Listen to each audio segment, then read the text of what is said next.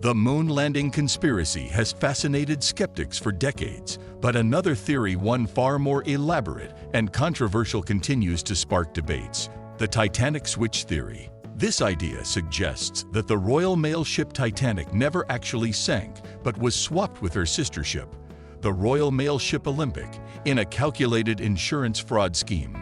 Sounds like the plot of an over-the-top Hollywood blockbuster, doesn't it? Yet, despite its cinematic appeal, the theory has gained significant traction among conspiracy enthusiasts.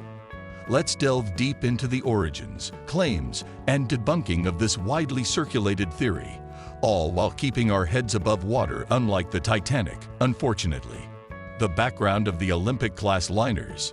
The Royal Mail ship Titanic was the second of 3 Olympic-class ocean liners constructed by the White Star Line in the early 20th century, a time when transatlantic travel was both a necessity and a spectacle of national prestige. These ships weren't just built to transport passengers, they were built to outshine the competition in a battle of luxury, size, and speed.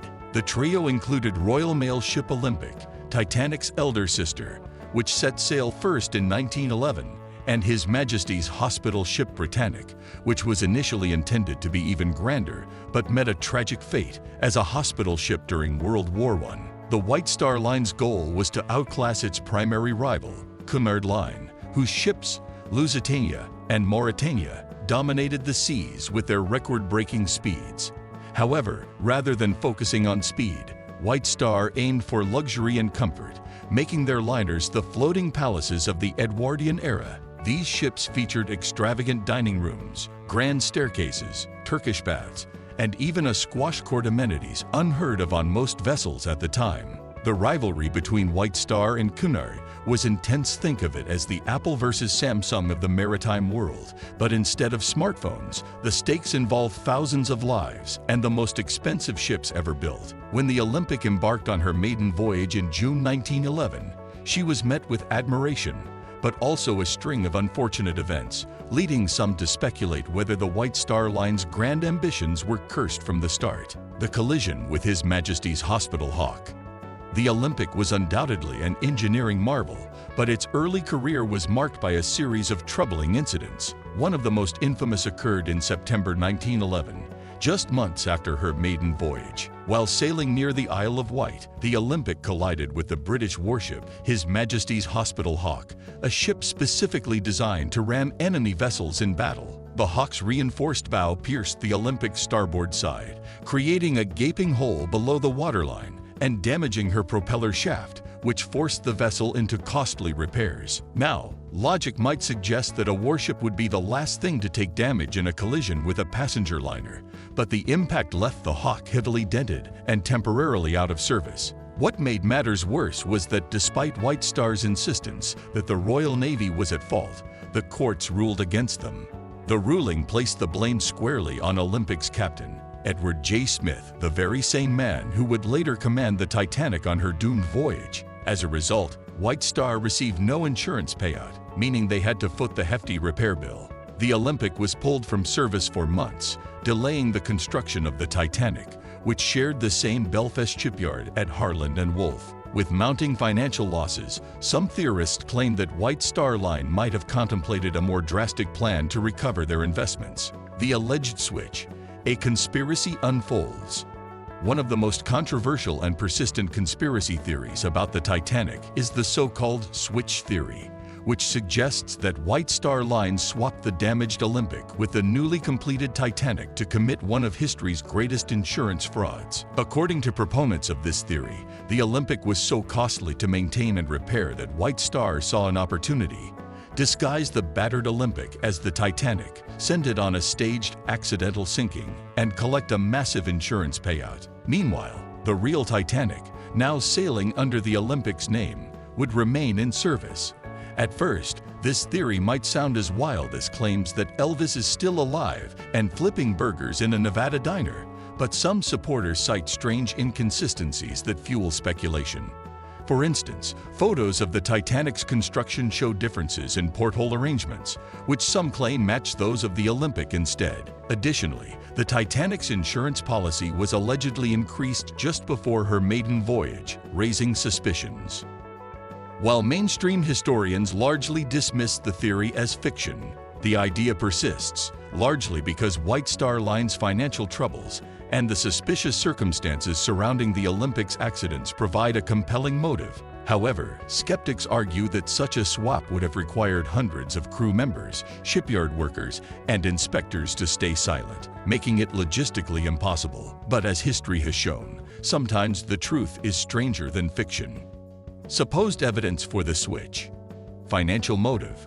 White Star Line had suffered significant financial losses due to the Olympics accidents and its inability to claim insurance for the HMS Hawke collision. The theory posits that switching the ships would allow them to write off the Olympics damages while securing a hefty insurance payout for the Titanic. But let's not forget, the Titanic was actually underinsured by a staggering $2.5 million. If this was a scam, it was a pretty terrible one. Structural anomalies. Some accounts suggest that the wreckage of the Titanic displays signs of modifications more in line with the Olympics design. For example, photographs of the ship's wreckage allegedly show inconsistencies in the placement of portholes and other structural details. Of course, given the amount of wreckage at the bottom of the Atlantic, it's easy to see what you want to see: the disappearance of key opponents of the Federal Reserve. Some conspiracy theorists link the Titanic's sinking to a plot to eliminate influential businessmen like John Jacob Astor, Isidor Straus, and Benjamin Guggenheim. These men were known to oppose the creation of the Federal Reserve, a financial institution strongly supported by J.P. Morgan, who happened to own White Star Line's parent company, killing them off on a sinking ship. That's the stuff of Bond villains, not 20th century businessmen. Bruce Ismay's behavior. J. Bruce Ismay, chairman of the White Star Line, was one of the most controversial figures in the Titanic disaster. According to reports, he abandoned the ship and secured a lifeboat for himself rather than assisting passengers, an action seen by some as evidence that he was involved in a fraudulent scheme. But let's be real, when a ship is sinking, self-preservation often kicks in. Nameplate evidence.